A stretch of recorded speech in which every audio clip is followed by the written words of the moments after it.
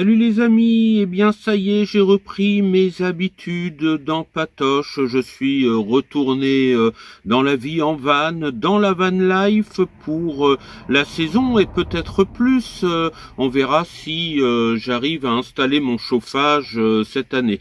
Voilà, donc je suis parti il y a, ça va être ma 3e nuit. Alors au début je me réadapte, hein. J'ai passé 2 nuits à mon spot habituel de Nassandre que je vous ai beaucoup montré avec le petit pont, la rivière, vous connaissez bien. J'ai pas eu froid ni rien du tout. Quand on sort du lit pour aller aux toilettes la nuit, bon, ça caille encore un petit peu, mais c'est largement supportable. Et quand on est sous la couette, il n'y a aucun souci. Et le matin, vers 8 heures, au moment de se lever, il fait beaucoup moins froid. Donc le mois d'avril, c'est très bien pour repartir vivre dans le fourgon. En tout cas cette année, j'espère que l'été va être meilleur que l'été dernier et que l'été d'avant.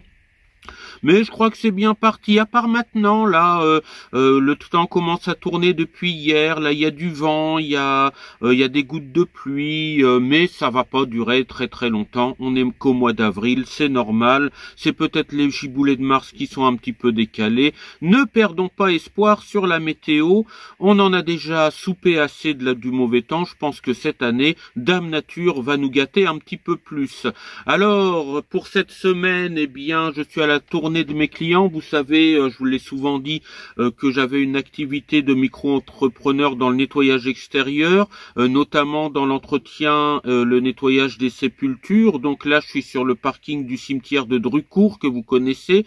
Je vais passer la nuit là, voilà. J'ai encore une intervention dans ce cimetière-là à faire. Et puis demain, je vais dans un autre cimetière. Et puis, je retournerai certainement en fin de journée à Bernay déjà, parce que j'ai quelques démarches par rapport à mon assurance de véhicule à faire. Et puis voilà, quoi, quelques démarches administratives, on s'en sort jamais de l'administration, donc affaire à suivre. Et puis je retournerai sur mon spot habituel à Nassandre, parce que c'est pas très loin, c'est une quinzaine ou vingtaine de kilomètres de l'appartement. Et en plus, ce qui est très bien là-bas, c'est que je connais un petit peu de monde, c'est plutôt sympa, j'ai des visites. Et puis en plus, la 4G est super bien pour les lives, pour envoyer les vidéos et tout ça. Ça s'envoie quasiment aussi vite qu'à la maison avec la fibre. Donc tant que je reste pas très loin dans les alentours de Bernay pour mon travail, eh bien mon centre préféré c'est Nassandre. Et puis là, bon celui-là, j'y passe une nuit de temps en temps là où je suis actuellement. Alors j'ai fait les courses ce matin, j'ai mis un petit peu de gasoil dans Patoche, j'ai fait les courses. Là juste avant le live, j'étais en train de prendre mon goûter, un petit cappuccino. Alors les cappuccinos, je suis en train de tester les sous-marques, histoire de faire des économies, et j'avais commencé à la saison dernière, rappelez-vous, et c'est la marque EcoPlus, et ça fait très bien le taf, comme on dit sur internet, c'est la mode de dire ça. Ça marche très bien, c'est beaucoup moins cher. Alors est-ce que c'est moins cher que chez Aldi? J'en sais rien du tout, je me rappelle plus des prix, mais voilà, ça coûte moins de 2 € et ça fonctionne très bien, pas la peine de mettre 5 € dans le cappuccino, surtout que j'en bois pas tout le temps, mais en van life j'aime bien le cappuccino.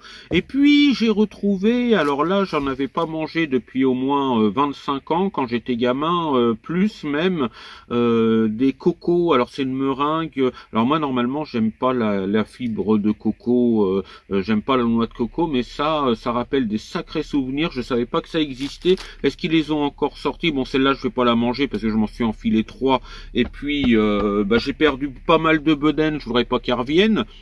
Mais je suis très content, c'est délicieux. C'est une meringue, hein, et puis il y a une espèce de poudre avec de la coco, de la noix de coco, et je pense que vous vous rappelez en avoir mangé ça quand vous étiez gamin.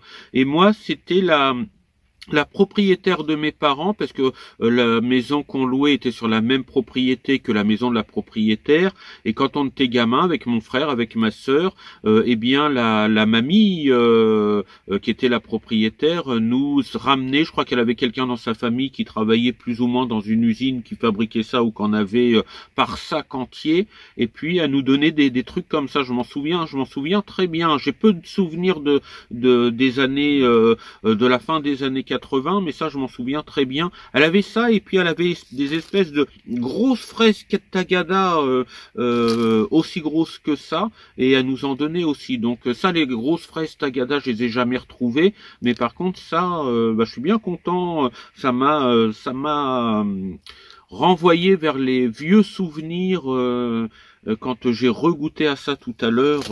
Voilà, j'ai changé d'époque. Voilà, on va continuer la vidéo. Ça va être une vidéo, vous allez me suivre pendant la semaine. Et puis voilà, hein, le retour dans le fourgon. J'ai quitté l'appartement, j'ai vidé la chambre de l'appartement. Alors là, je suis... Ah oui, ici, des nouvelles par rapport à la batterie, par rapport à mon autonomie électrique, et effectivement j'ai gagné énormément en autonomie électrique depuis que j'ai changé les COS, comme je vous l'avais dit dans la dernière vidéo.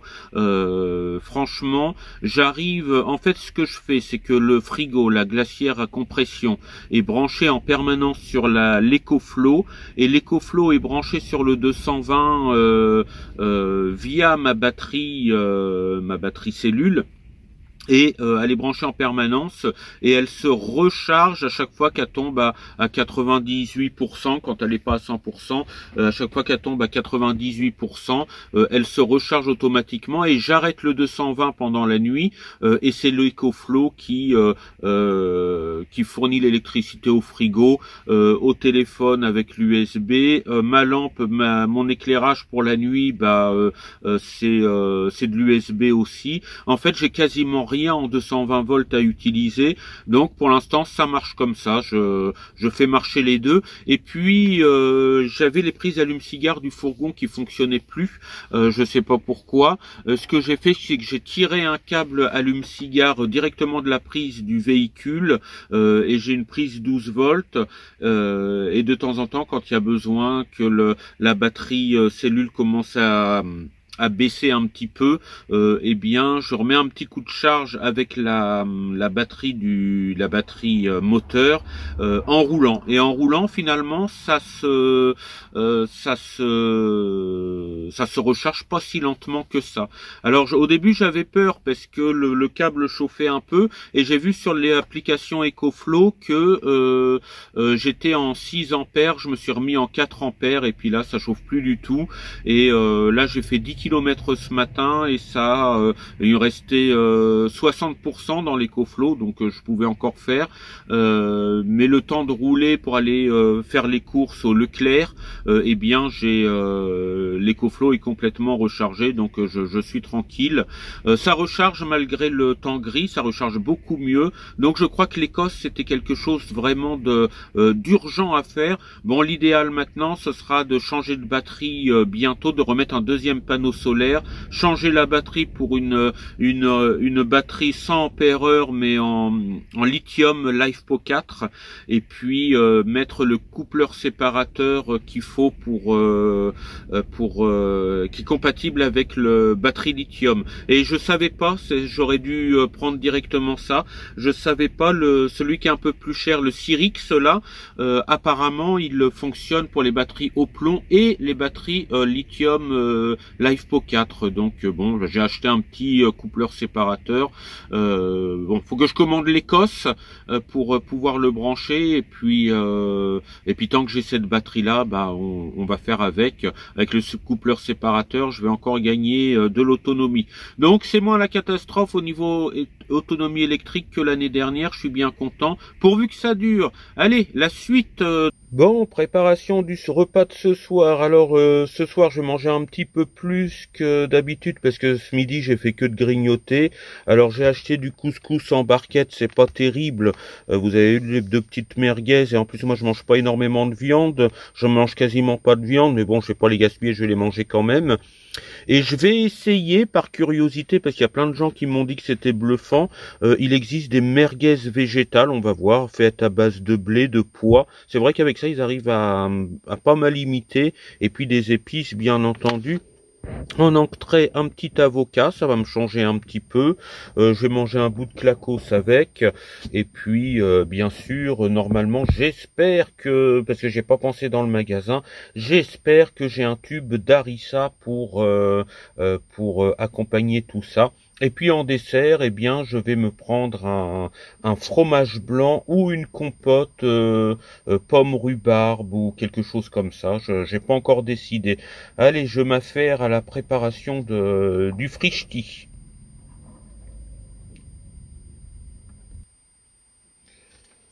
Et voilà le bonheur d'avoir une plaque avec deux feux, c'est que je peux faire d'un côté les merguez et puis de l'autre côté mes légumes de couscous.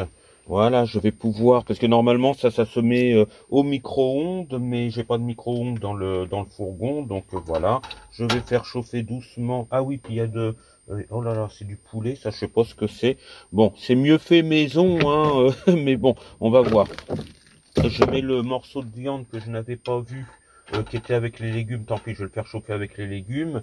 Et de l'autre côté, je vais mettre deux fausses merguez, là, deux merguez végétales. Alors, faut que je l'allume aussi, faut que je fasse chauffer ma poêle, bien évidemment. Donc, on va laisser chauffer la poêle pendant quelques secondes. Et voilà. Et ça, je pouvais pas le faire avant avec le petit camping-gaz. Donc, c'est quand même bien. Alors je vais baisser un petit peu mon feu, c'est pas la peine de le mettre à donf, il va chauffer doucement, voilà. Le temps que les merguez cuisent. Voilà. Normalement avec ça je serai bien nourri. Voilà, je vais... Alors est-ce que c'est bien chaud? Non, on va attendre un petit peu, lui on va l'augmenter par contre, pour que la poêle chauffe bien.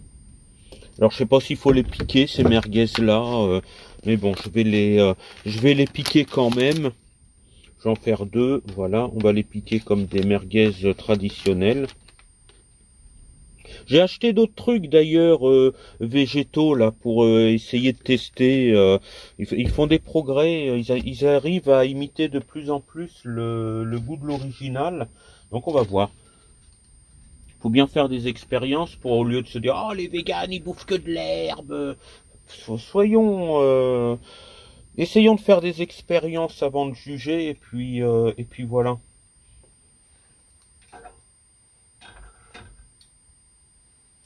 Voilà, je pense que je vais pouvoir les mettre maintenant. Voilà. Oui, on entend. Vous entendez le bruit de la...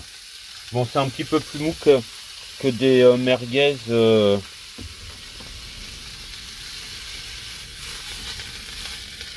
On va les laisser, et puis je vais mettre les petites avec, mais je les mettrai un petit peu après pour parce qu'elles sont déjà cuites par l'industrie. Et après je mettrai la semoule là. J'aime pas trop la mélanger avec les légumes, j'aime bien que ce soit à part dans mon assiette. Donc elle, je la mettrai dans la poêle aussi, je la ferai chauffer dans la poêle. Voilà, allez, je vous reprends dans 2 secondes.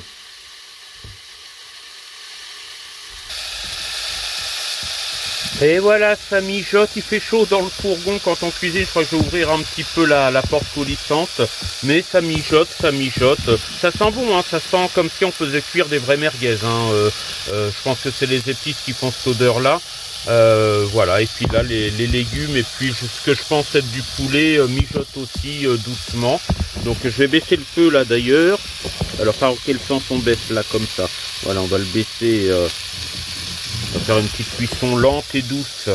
Voilà, je vais légèrement ouvrir la porte coulissante du fourgon parce que la chaleur, là au niveau du chauffage, je suis bon. Hein, avec la cuisine comme ça, il y a pas de souci. Mais il faut évacuer les fumées pleines de graisse et puis tout ça. Donc je vais entrouvrir. Voilà, un petit peu d'air et puis de quoi faire sortir la fumée, c'est quand même mieux. Et puis là, bon, bah, j'ai mis la semoule, ça je vais pouvoir l'arrêter maintenant, c'est assez chaud. J'ai mis la semoule J'ai rajouté un petit peu d'eau parce qu'elle était très compacte, la semoule, dans son espèce de barquette, là, on va dire. Voilà, je frotte pas trop avec ma fourchette. Voilà, bon, bah, je vais m'apprêter à passer à table maintenant. Et voilà ce que ça donne, une assiette bien pleine. Bon, c'est une assiette de camping, d'ailleurs, il faudra que je me fournisse deux, trois vraies assiettes. C'est quand même plus sympa pour manger que de manger dans du plastique. Mais c'est quand même une belle consistance avec les deux merguez végétales. Alors j'étais obligé de mettre une cuillère, là, le manche d'une cuillère pour parce que je suis garé légèrement le nez en avant. En descente, très légère descente, mais dans l'assiette, quand il y a un peu de sauce, bah ça se sent. Donc voilà, bah écoutez, je vais commencer par mon avocat mayonnaise, et puis oui, un peu de mayonnaise pour des raisons de diététique évidemment. Et puis je vous donnerai mon verdict sur les merguez végétales, ce que j'en pense juste après. Bon, bah bon appétit si vous êtes à table. Alors, j'ai goûté la saucisse, la merguez végétale. Alors, c'est assez bluffant, hein. Au niveau du goût, c'est quasiment le même qu'une merguez... une merguez classique, une merguez d'origine.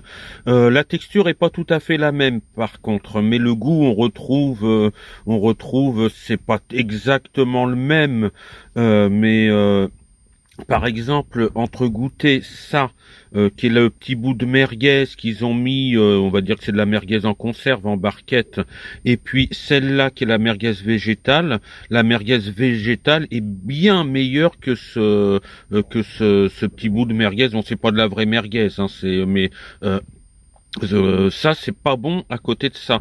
Franchement, c'est bluffant, ça pourrait très bien remplacer des merguez si on pouvait pas, s'il y avait une pénurie de merguez par exemple, bah prendre ça consolerait quand même. Voilà, puis le reste, bon la semoule ça va, mais les petites merguez là d'origine qui étaient avec la barquette, par contre c'est assez fade, c'est pas bon. Et je suis bluffé, c'est étonnant. Bon, maintenant faudrait regarder la liste des ingrédients, savoir exactement ce qu'il y a là-dedans.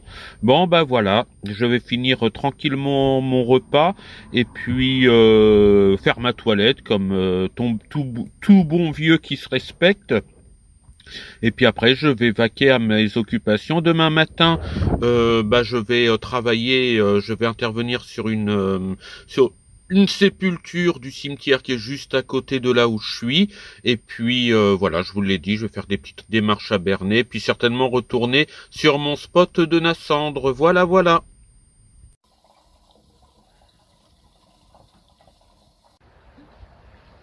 Bon, bah voilà, on est le soir, le soleil se couche. Bon, il fait encore un petit peu froid, j'ai sorti mon petit coin de salon de jardin, on va dire, mais la journée ça va, mais pour manger le soir, ça commence à cailler un peu. Il a fait beau, mais le vent était frais aujourd'hui, on supportait largement une veste.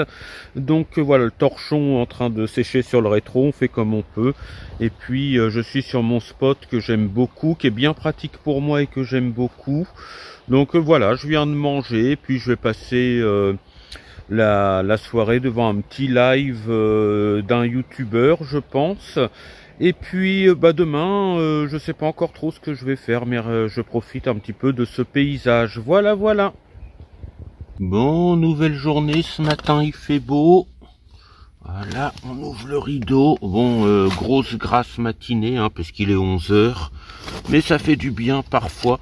Alors, j'ai remarqué un truc par rapport à l'année dernière. L'année dernière, j'avais beaucoup de buée sur les carreaux et puis un petit peu partout. Et cette année, bah, j'ai plus de buée du tout. Donc, je sais pas si c'est mes absorbeurs d'humidité qui sont très efficaces.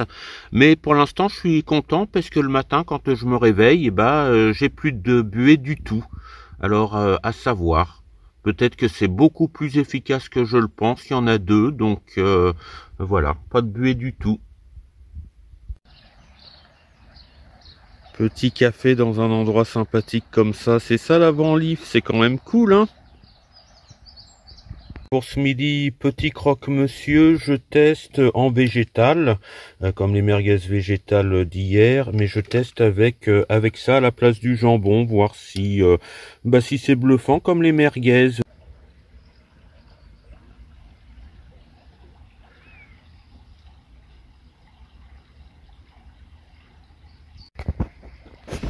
Bon, mon verdict sur ce jambon végétal à base de haricots blancs, c'est pas mauvais, mais ça vaut pas une vraie tranche de jambon de chez le boucher. Par contre, oui, dans le croque-monsieur, on le sent pas trop. Ça a bien le goût d'haricots blancs. J'en ai regoûté une comme ça à part pour voir, mais dans le croque-monsieur, on la sent plus. Voilà. Comment vous expliquer ça? C'est bien meilleur que les espèces de tranches de blanc de poulet là ou de blanc de dinde qui vendent en barquette comme ça. Pour le coup, en goût, c'est bien meilleur, mais ça ne remplace pas une tranche de jambon. Alors j'en essaierai d'autres parce que je sais qu'ils font à base de pois chiches, d'autres choses, je sais plus trop quoi. Là, j'ai pris haricots blancs, mais dans une assiette de charcuterie, ça a sa place. En revanche, dans un croque-monsieur, ça vaut pas la bonne tranche de jambon achetée chez le charcutier. Voilà mon verdict personnel, mais à vous d'essayer, bien entendu, si vous avez envie de faire cette expérience. Mais c'est pas mauvais du tout, hein. Eh bien voilà, c'est la fin de cette vidéo. J'espère qu'elle vous aura plu.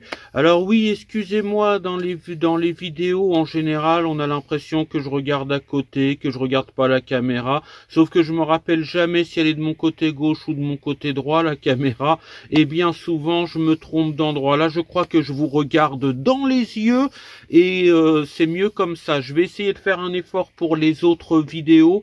Je vais mettre un petit point rouge ou quelque chose sur mon téléphone afin de savoir où est l'objectif. Voilà. Voilà, fin de la première vidéo de la nouvelle saison dans Patoche. J'espère que ça vous aura plu. Moi, j'apprécie beaucoup les petits arrangements, notamment électriques. La plaque de feu, vraiment, ça change la vie. Ça paraît pas comme ça, mais rien que pour l'équilibre de ce qu'on fait chauffer et puis tout ça, c'est quand même le jour et la nuit, c'est quand même beaucoup mieux. Qu'est-ce que j'ai encore? Ah oui, le fait de plus avoir d'humidité le matin sur les fenêtres. Alors, je sais pas si c'est dû aux absorbeurs d'humidité, mais si c'est ça, c'est que c'est vraiment efficace. Parce que j'ai plus du tout de buée sur les fenêtres ou de gouttes d'eau qui dégoulinent sur les parois du fourgon, ni rien du tout. J'en ai pas eu une seule fois depuis les 4 nuits que je viens de passer, donc c'est pas mal, hein. Moi je vous conseille, achetez-vous, j'en ai 2. Normalement c'est pour des surfaces beaucoup plus grandes que ça, mais j'en ai 2 dans mon petit fourgon et si c'est ça, c'est vraiment efficace. Voilà, je vous dis ciao, bye bye, sortez couverts, portez-vous bien. À la prochaine vidéo pour la suite des aventures. Et puis merci pour votre soutien. Merci à tous et hâte de vous retrouver pour la prochaine vidéo. Salut!